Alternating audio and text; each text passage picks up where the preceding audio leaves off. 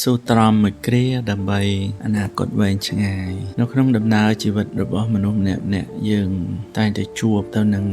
ឧបសគ្គជួបទៅនឹងការប្រមាថមើលងាយរបស់មនុស្សទាំងឡាយមកលើយើងហើយមានពេលវេលាខ្លះនោះគឺយើងស្ទើរតែដូរជីវិតដើម្បីបង្គ្រប់ផ្លូវចិត្តយើងនៅពេលហ្នឹងបានន័យថាគេមើលងាយយើងពេកអញ្ចឹងគេប្រមាថយើងពេកអញ្ចឹងយើងសុកចិត្តស្លាប់ដើម្បីកុំឲ្យចាញ់ចិត្តគេក្នុងពេលហ្នឹងបើសិនបើយើងទ្រាំមិនបានទេយើងអាចនឹងជាប់ទោសទណ្ឌជាប់គុកឬក៏រត់ចោលស្រុកឬក៏វាយកាប់ចាក់គ្នាលបួសសងខាងឬក៏ស្លាប់មកជំហៀងអញ្ចឹងបើនិយាយពីខ្ញុំវិញច្រើនលើកច្រើនសាររឿងទាំងអស់ហ្នឹងអ្នកណាក៏ធ្លាប់ជួបណានៅក្នុងឆាកជីវិតអាច10ដង20ដងអញ្ចឹងទៅបើអ្នកបើកឡានវិញជួនកាលគេយើងបើកទៅយើងគេជេរយើងគេប្រមាថយើងអញ្ចឹងគេរកភ្លើងចង់បាញ់យើងគេយកអំពងទីបមកវាយយើងស្រែកតាអារម្មណ៍របស់គេហ្នឹងអញ្ចឹងការធ្វើដំណើរតាមផ្លូវកើតឡើងច្រើនហើយនៅលើវិថីនៃការងារក៏អញ្ចឹងដែរនៅលើការងារយើងជាអ្នកដោះស្រាយបញ្ហាអីហ្នឹងពេលខ្លះអ្នកដតីរកកាប់សម្លាប់យើងរកបាញ់យើងសម្លុតយើងគ្រប់សពបែបយ៉ាងអញ្ចឹងសូម្បីតែអ្នករត់ម៉ូតូដប់ពេលអញ្ចឹងនេះចោលវាប្លន់វារកកាប់រកបាញ់យើងដើម្បីយកម៉ូតូអញ្ចឹងទៅហ្នឹងអាហ្នឹងវាជាដំណើរជីវិតបើសិនបើយើងមិនទ្រាំទេអនាគតរបស់យើងនឹងទៅអស់ពេលហ្នឹងហើយអញ្ចឹងវីដេអូនេះយើងចង់ជាពិសេសក្មេងៗឲ្យយល់ពីបញ្ហាអស់ហ្នឹងជួនកាលក្មេងៗជិះទៅអញ្ចឹងទៅត្រូវបានអ្នកផ្សេងណាមួយគេមកអកសើចរាចរណ៍ជាមួយអញ្ចឹងហើយគេរករឿងអញ្ចឹងទៅគេមានកំភ្លើងឬក៏គេមានដបងអីចឹងទៅអញ្ចឹងបើសិនជាយើងមិនទ្រាំយើងខ្លាំងទៅខ្លាំងមកកំហឹងពេលហ្នឹងគឺធ្វើឲ្យមានគ្រោះថ្នាក់ទាំងសងខាងឬក៏ម្ខាងហើយយើងនឹងអស់អនាគតអញ្ចឹងដើម្បីឲ្យជីវិតឆ្លងផុតពីឧបទ្ទវហេតុឬក៏ហេតុគ្រោះដែលកើតឡើងភ្លាមហ្នឹងគឺយើង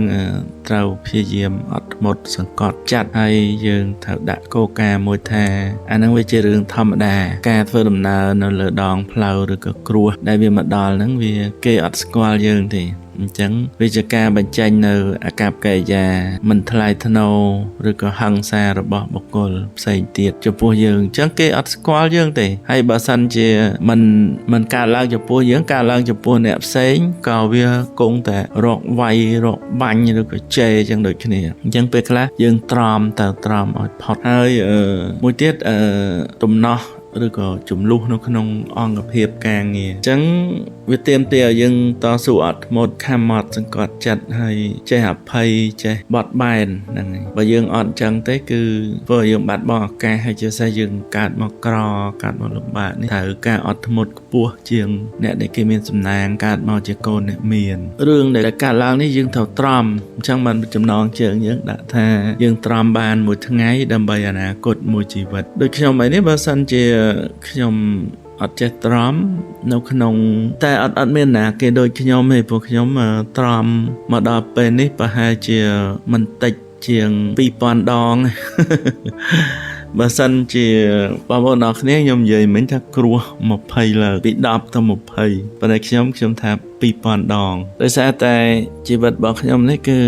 គេត្រូវឲ្យឆ្លងវគ្គឆ្លងកាត់ឆ្លងគ្រោះជាមួយមនុស្សជាមួយអមនុស្សគ្រប់ធនគ្រប់ចម្ពោះគ្រប់ម៉ាកទាំងអស់ថ្ងៃណាក៏ជាថ្ងៃឆ្លងនៅការលំបាករាប់រយរាប់ពាន់រាប់ម៉ឺនរាប់លានរសជាតិគឺ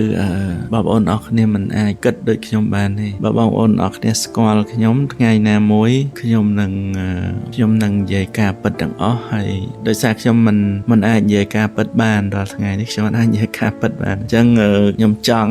អំពីការនិយាយរឿងក្នុងចិត្តរបស់ខ្ញុំហើយនឹងអ្វីដែលខ្ញុំសិក្សាបានប៉ុន្តែវាអត់អាចទៅរួចហ្នឹងហើយដល់ពេលអញ្ចឹងខ្ញុំបាក់នឹងនិយាយហើយគេបើកឲ្យខ្ញុំនិយាយតែពីមេរៀនជីវិតសាមញ្ញតូចនឹងឯងហើយកុំឲ្យបងប្អូនស្ដាប់ទៅឆ្ងល់ច្រើនខ្ញុំក៏ប្រហើបតិចទេខ្ញុំពាក់ព័ន្ធជាមួយនឹងមេរៀនរបស់ផ្លូវក្នុងអញ្ចឹង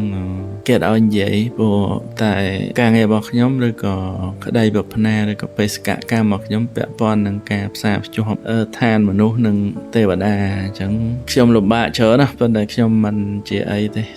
ជាឆន្ទៈរបស់ខ្ញុំជាកំណើតជាតិរបស់ខ្ញុំមកអញ្ចឹងខ្ញុំមិនបញ្ហាទេអញ្ចឹងអានេះយើងនិយាយនៅក្នុងនាមសេចក្តីរាប់អានស្រឡាញ់គ្នាទៅក៏ឲ្យបើកាលណាយើងនិយាយលាក់ពេកវាធ្វើឲ្យឆ្ងល់ហើយអញ្ចឹងតើដល់ប្រហើបប្រាប់អីតិចតួចអញ្ចឹងទៅហើយបងប្អូនអរគ្នាតើព្យាយាមអត់ធ្មត់ឲ្យបាននៅរាល់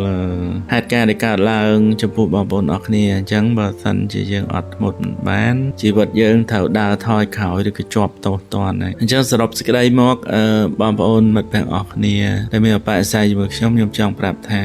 រាល់ហេតុការណ៍ដែលកើតឡើងភ្លាមចៃដន្យហ្នឹងគឺយើងព្យាយាមអត់ធ្មត់មួយពេលដើម្បីអនាគតវែងឆ្ងាយអញ្ចឹងយើងជិះម៉ូតូទៅអ្នកផ្សេងហ្នឹងគឺមកអកសើជាមួយយើងក៏គេមកឆ្លុះមកចង់វាយកាប់ចាក់យើងអញ្ចឹងទៅ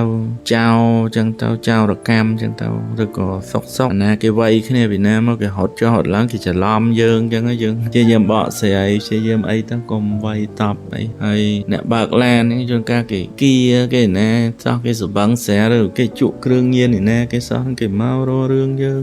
ក្រុមការងារអញ្ចឹងគេចំណែនគេអីចឹងពេលខ្លះក៏ពីនេះពីនោះចឹងចេះចាំចេះហើយមនុស្សយើងអញ្ចឹងបងប្អូនយើងទ្រាំមួយថ្ងៃដើម្បីអនាគតមួយជីវិតហ្នឹងអរគុណច្រើន